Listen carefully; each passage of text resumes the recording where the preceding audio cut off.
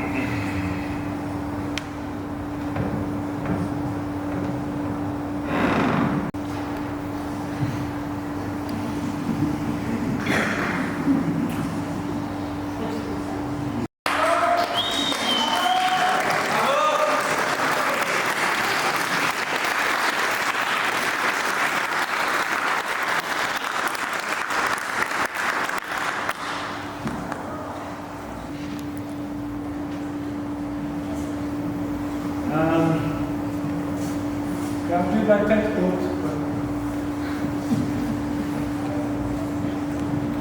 Alors, Fred, on va envoyer le document sonore numéro 37, s'il vous plaît.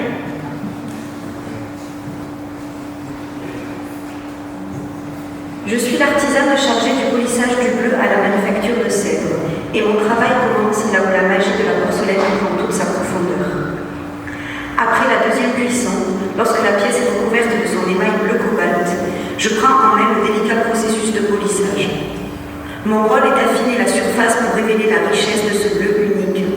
Pour cela, j'utilise des tampons en feutre imbibés d'alumine que je frotte lentement sur la surface émaillée. Chaque mouvement est précis et maîtrisé, car il faut lisser les irrégularités sans altérer la finesse de l'émail. Parfois, j'utilise également des embouts plus abrasifs pour user délicatement la surface de l'émail et atteindre une brillance parfaite. C'est un travail de patience. Chaque coup de main doit être léger et constant pour faire ressortir l'éclat profond et lumineux du bleu de Sèvres. Pendant des heures, je suis concentrée, observant comment la lumière commence à danser sur la surface, comment les nuances de bleu se révèlent peu à peu. C'est un moment presque méditatif, où je suis en dialogue direct avec la matière. Chaque pièce a ses propres exigences. Et il faut savoir écouter, sentir et comprendre ce que le matériau demande. Ce polissage peut parfois durer plusieurs jours, mais il en vaut la peine. À la fin, lorsque je pose la pièce à la lumière et que je vois ce bleu vibrant, presque vivant, je sais que chaque geste, chaque instant passé à polir, a donné naissance à une œuvre unique, reflet de l'excellence et de la tradition de la manufacture de Sèvres. Je suis garnisseuse découpeuse et je fabrique les garnitures de porcelaine à partir d'une pâte liquide appelée barbotine. Je les coule dans un moule en plâtre avec une seringue, puis je les démoule et enfin je vais ensuite les emmener à travers ce qu'il y a un visage que la porcelaine a eu en mémoire. Je vais ensuite retoucher en prenant garde à ne permet de... Nous sommes techniciens là et nous défendons les savoir-faire de la manufacture de Sèvres.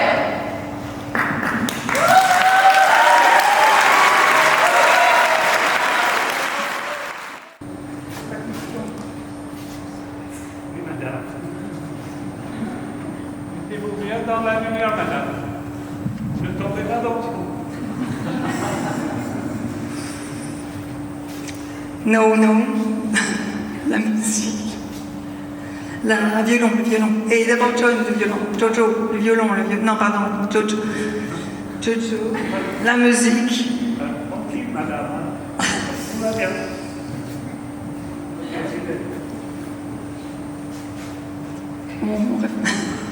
On refait dans l'ordre.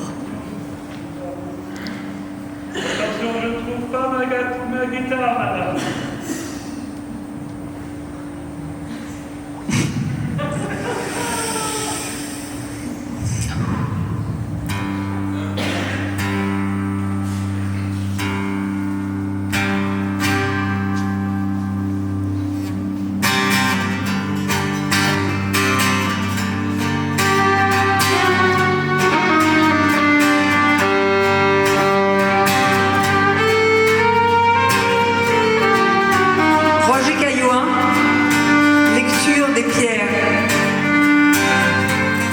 Le bleu d'orage d'une calcédoine nocturne emplit une autre fois la surface de la pierre. Sur les bords, des taches de pourpre ou de vermillon s'élargissent autour de voiles livides, tranchées nettes par le polissage. Leur traîne oblique disparaît vite dans l'épaisseur du minéral, comme guenille prise par la glace.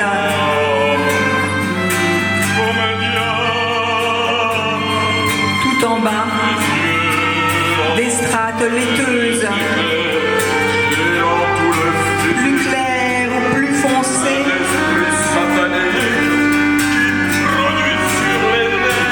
Des strates laiteuses, claires ou plus foncées, dessinent autant d'horizons étagés, dessinent autant d'horizons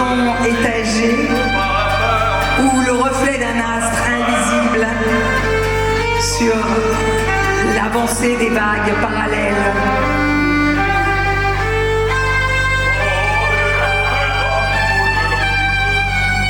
Parfois, le minéral aventureux se glisse dans des cavités de hasard, resté inoccupé entre des cristaux voisins.